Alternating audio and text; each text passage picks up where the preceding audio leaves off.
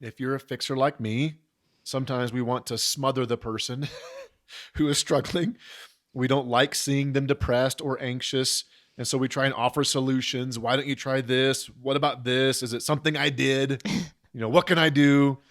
And in no way am I suggesting that we isolate ourselves from the person who is struggling, or should we have them isolate? Yeah. We'll get to that in a second.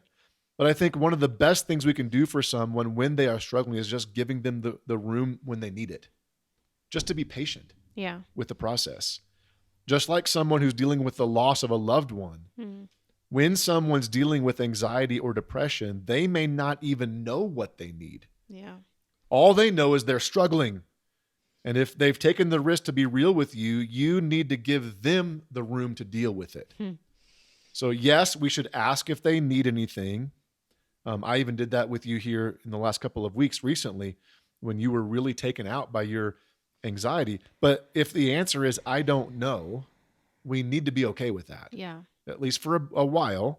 Does that make sense? Yeah. What do you think about that? Yeah, because when you're experiencing it, like I was sitting in bed and you're just standing next to me wanting to know what I needed and you don't know. Yeah.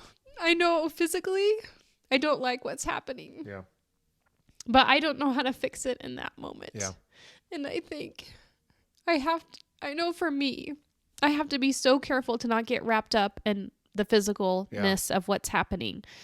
That even though my body is shaking and my chest is tight, that I'm okay. Yeah. And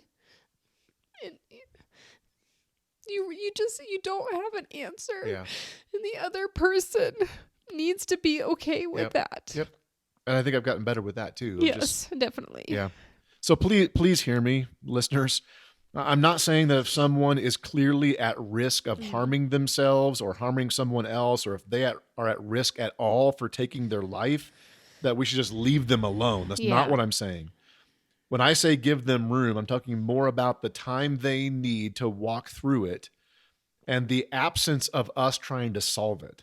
Yeah. Finding a solution isn't always the first step to healing.